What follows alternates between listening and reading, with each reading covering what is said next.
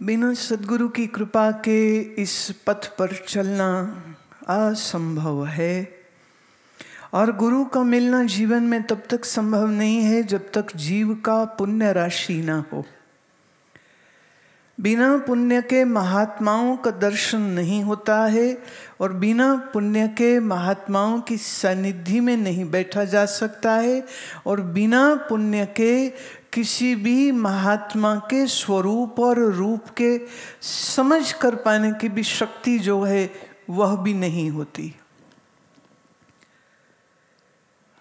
समझने की ये बात होती है कि सीढ़ी का एक हिस्सा जमीन पे होता है पर सीढ़ी का दूसरा हिस्सा उस छत से जुड़ा होता है जहां आदमी जाना चाहता है।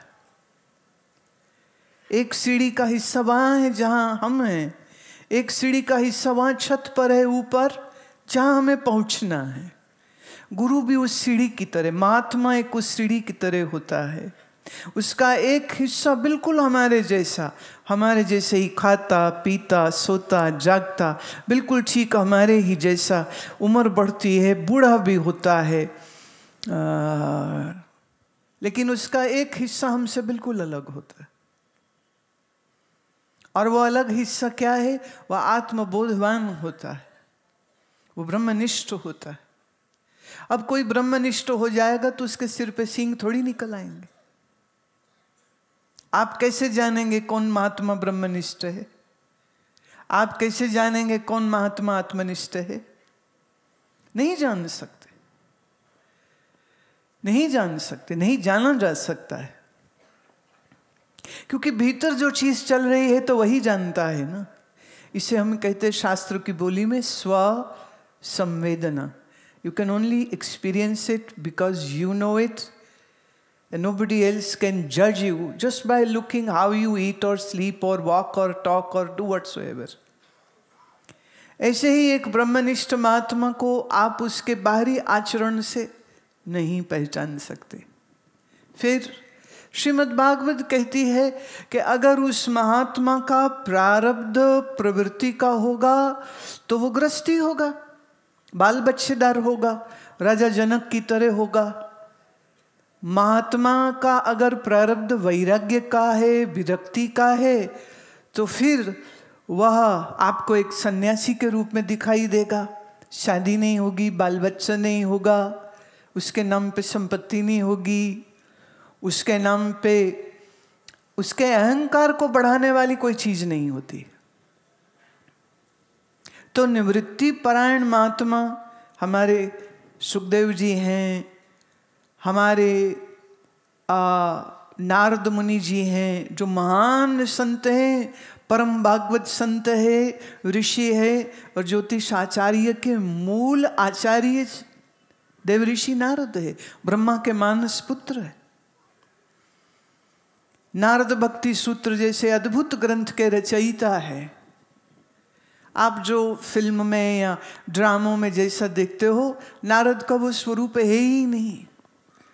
पर सनातन धर्मी बड़े ना खुले दिल के होते हैं, इसलिए वो उठ के केस नहीं कर देते, वो उठ करके हड़तालें नहीं कर देते।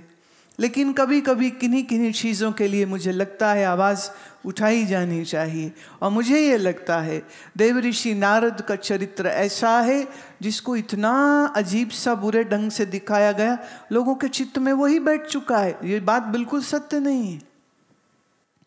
परम भागवत है नारद, ब्रह्मा के मानस पुत्र है नारद, ध्रुव और प्रहलाद के गुरु है नारद, और तो और पार्वती जी के गुरु भी नारद हैं।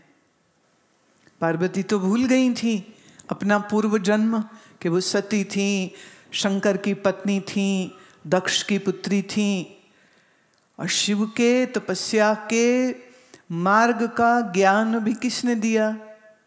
देवऋषि नारद ने। तो ऐसे जो जगदम्बा माँ के भी गुरु हैं, उनको आपको किस दृष्टिकोण से देखना चाहिए? संत सनंदन सनातन, ये जो चार भाई हैं, ये भी ब्रह्मा के मानस पुत्र, ये भी निवृत्ति परायण रहते हैं। और आदि शंकराचार्य के बाद जो सन्यासियों की एक श्रृंखला चली है, उसमें पहले नहीं था, ये आदि शंकराचार्य के बाद चला है। उसके पहले या तो वो ब्रह्मचारी होते थे या ग्रस्त होते थे, आखिर में जाके वानप्रस्थ होते थे। कपड़ा सफ़ेद पहने, पीला पहने, कोई भी पहने, ऋषि ऋषि रहता है, पत्नी सहित है तो भी ऋषि है, बिना पत्नी के है तो भी ऋषि है। पर कुछ हमारे महात्मा जो है तब भी ब्रह्मचारी रहते थे, ब्याह नहीं करते थे, घर गृहस्थी नहीं बसाते थे, क्योंकि इतनी फुर्सत ही नहीं उनके पास ज्ञान ध्यान के अलावा वो कुछ और करने का सोचे भी। सो उसी ऋषि परंपरा के अंतर्गत आप लोग ज्ञान की परंपरा के अंतर्गत मैं ज्यादा बोलूं तो मेरे को याद करा रहे थे कि ये 2022 साधना शिविर की 25 साल हो जाते इस जगह पे, 25 साल हो जाएंगे यहाँ पर।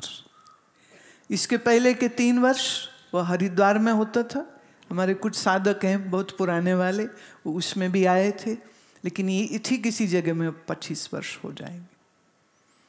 25 वर्ष से ज्ञान श्रवण कर रहे हैं, ध्यान श्रवण कर रहे हैं, बहुत अच्छे। तो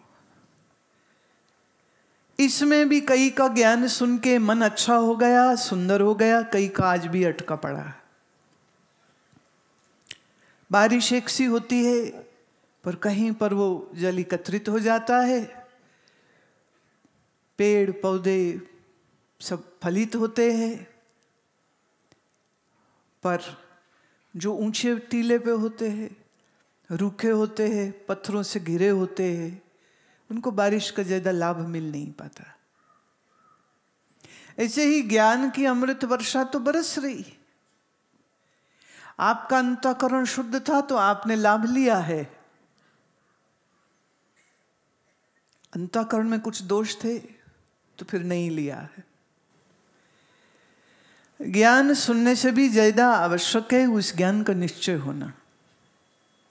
उस ज्ञान का निश्चय प्राप्त करने के लिए आवश्यकता है मन का वासना रहित होना।